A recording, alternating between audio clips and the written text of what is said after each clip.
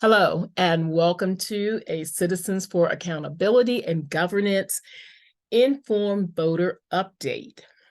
Now, lately, you may have seen a number of elected officials come by and try to convince Prince Georgians that they support Angela Alsobrooks because they know Maryland. But the question is, do they know Prince George's County?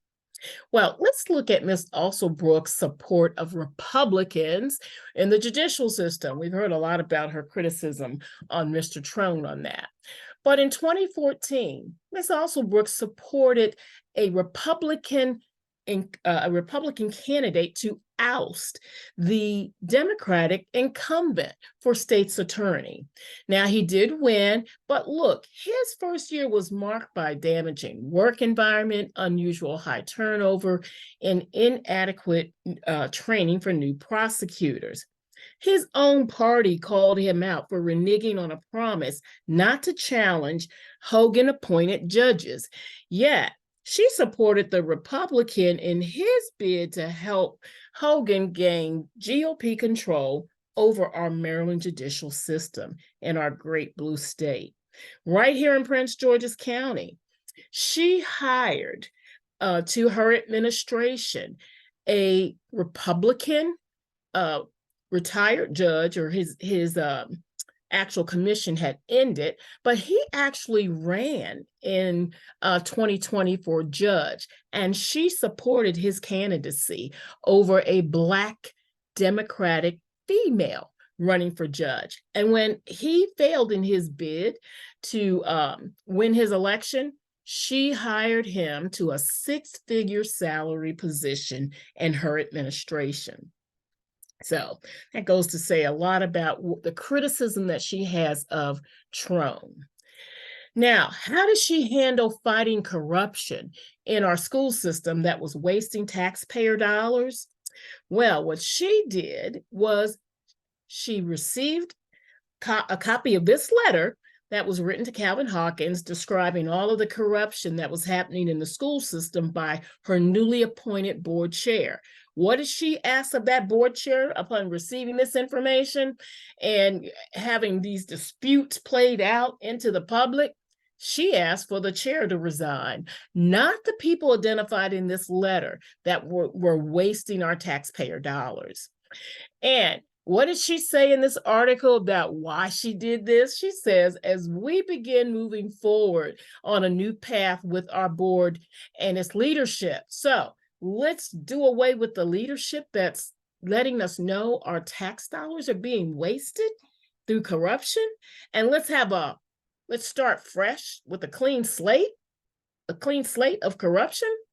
But that's what she did. Now, what did her inaction cost the citizens of Prince George's County? That's right, over $300,000, as this case had to be litigated, only to hear what we all knew based on the evidence, where a judge says that Dr. Juanita Miller should remain on the Prince George's County School Board. And why did he say that? He said, I am convinced by the evidence that the appellate, Dr. Juanita Miller, performed her duties competently in a distinctively hostile environment, an environment that she clearly saw but ignored. What did the State Board of Education say about this? The evidence developed in this case did not support the allegations, the false allegations from those board members identified in that letter, but it revealed petty disputes over day-to-day internal operations. It also demonstrates the fruitlessness of the wasted resources expended to address such disputes. This came to the head of our county first, and she was inactive, did nothing, but she says she's going to fight for everybody, and she didn't even fight for her constituents that she sees every day, some of which she calls friends. Now, let's look about the recent legislative session that ended. Ms. Alsobrooks lobbied against taxing developers over Prince Georgians for quality education. That's right. When faced with legislation to tax developers over Prince Georgians for the increased revenues to pay for school programs, she sent lobbyists like soldiers to Annapolis to work against her own constituents. They lobbied that this lobbying, it repealed the legislation that increased increased revenues earmarked for special education and for school maintenance. So this would mean she would be long gone while our scholars face classrooms with no air during the hot days and no heat during cold days because of cuts and maintenance. So my question is, with all of this happening in the second largest county in the state, can we trust that these individuals really know Maryland? And yes, y'all, Steny Hoyer does not live in Prince George's County, though he represents it. He lives in St. Mary County. So none of them live in Prince George's County.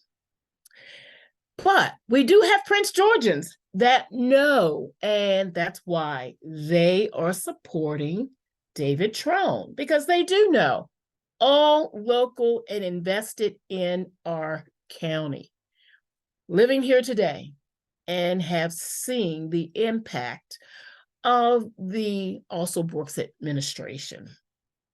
So we want to make sure an informed voter is always our goal. So we are giving you the information from Prince Georgians, not from people outside of our county who say they know Maryland, but know nothing about what's happening in the second largest county in this state.